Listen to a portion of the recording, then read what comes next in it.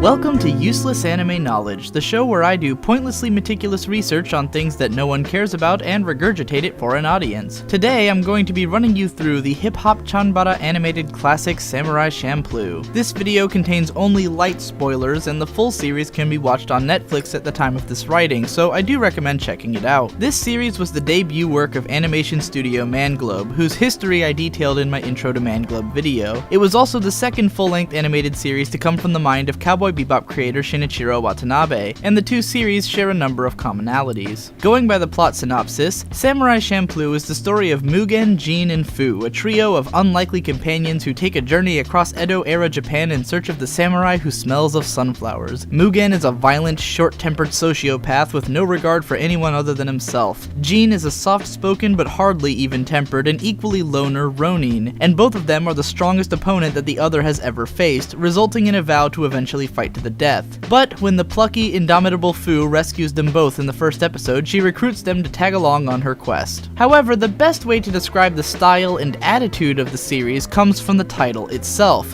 Samurai Champloo. Champloo is taken from the Okinawan word chanpuru, which essentially means to mix, and is often used in regards to cooking. Blending together a variety of flavors, mostly from hip-hop, samurai films, various counterculture movements, and even modern Japanese cultural ideals, is the show's modus operandi. Even on the production level, Sam Champ is all about being a melting pot, or perhaps more accurately, a mangrove. Manglobe Studio, named as a poor romanization of the word mangrove, chose their title to represent the mixture of elements to form an ecosystem. It only takes a glance at Anime News Network's list of staff for this series to appreciate just how many voices and styles were mixed together to form it. Between 8 writers, 13 episode directors, more animators from more studios than I can even comprehend, and a list of voice actors that hits almost every letter of the alphabet, it's safe to say that a metric fuck ton of hands were involved in the creation of this series. And it's not just a faceless mask of nobodies either. The opening animation is directed by Mamoru Hosoda, who's gone on to achieve acclaim as the director of hit films like The Girl Who Leapt Through Time, Summer Wars, and Wolf Children. Episode 9 was storyboarded by Hiroyuki Imaishi, who is possibly the most famous living key animator in Japan and is best known for directing Tengen Toppa Gurren Lagann, Kill La Kill, and Panty and Stocking with Garter Belt. The episode also features a segment animated by Masaaki Yuasa, director of Mind Game, Kaiba, Tatami Galaxy, and Kick Heart, among others. And those are just the staff that I knew well enough to recognize their handiwork while I was watching the series. The cast is full of noteworthy names in very minor roles, such as a hilarious appearance by Norio Wakamoto in episode 18 as a drunken calligraphy teacher. Mugen is played by the always badass Kazuya Nakai, best known as Roronoa Zoro in One Piece, and Masamune Date in Sengoku Basara. If you prefer the English cast though, he's voiced by Steve Blum, who, besides being in virtually everything, is best known as Spike Spiegel in Cowboy Bebop. I won't bore you by going through the entire cast like this, since I don't think most of the performances were really noteworthy, but Kazuya Nakai is one of my favorite cool guy voices, so I felt the need to point him out. More so than simply being a mixture or a mangrove, however, I think the most proper way to translate the show's title would be Samurai Mixtape. After all, the show not only has a strong emphasis on musical themes, but is even organized in the manner of an album. The series is arbitrarily broken up into 4 arcs across its 26-episode run, which starts to make sense if you think of each arc as one side of a double LP vinyl record. 2-part episodes are referred to as Verse 1 and Reprise, implying that they are 2 parts of one song. Thinking of it this way, the show has 20 tracks, broken up across 2 10-track LPs, which is pretty accurate to the typical layout of vinyls. This may or may not have been intentional, but the fact that the opening animation displays the title of the show on a vinyl printing implies that it's probably on purpose. Samurai Champloo features a soundtrack composed of work from 4 different hip-hop musicians, all of whom Shinichiro Watanabe has said that he was a fan of before getting them to work on the series. The show has 4 soundtracks, but instead of breaking them up by artist, each one typically features at least 2 of the artists on it, keeping up with the mixtape vibe. Various guest vocalists, such as Shingo 2 and Minmi, were brought in to perform on the opening and ending songs, but instead of their individual work being attached to the anime, they actually collaborated with Nujabes on original songs for the series. Watanabe has stated that his choice of hip-hop music as the show's backdrop comes both from his fandom of the genre and from seeing hip-hop as a countercultural movement. He wanted his characters to represent a counterculture, and he chose a musical style to reflect that, which I'll dive into more when I talk about the show's main themes in general. Continuing the hip-hop metaphor, a lot of what keeps Samurai Champloo fresh is the various tropes and ideas that it samples on each track. Watanabe has been commonly compared to Quentin Tarantino in the way that he appropriates images and scenes from a variety of genre conventions into his work. And this is certainly true of Samurai Champloo, which pulls on the threads of samurai and yakuza flicks, general action anime tropes, and the likes of zombie movies, drug movies, and even sports comedies. Even when it comes to the show's historical setting, it isn't content to be about just one era. It mixes elements of several time periods, with dialogue that jumps from sounding like a period piece to being completely modern from character to character, and no shortage of moments that make a point to reference some historical event which in actuality is completely irrelevant to the time period or simply never happened. Any episode with a narrator is immediately called into question, with Inspector Manzo's historical explanations of events being complete bullshit every time, and the narrator of episode 9 undercutting the insane premise of the episode by saying that it was all a joke, even though the event is referenced by the main characters several times throughout the series. And this brings us to the central themes of Samurai Champloo, which are more or less stated up front by the text that comes after the first episode's intro. This work of fiction is not an accurate historical portrayal. Like we care, now shut up and enjoy the show. Samurai Champloo is a show about doing whatever the hell you want. It's about never compromising on your ideals and continuing to rebel in the face of insurmountable odds. Throughout the series, many of the characters who Mugen, Jin, and Fu meet along their journey utter some variants of the phrases,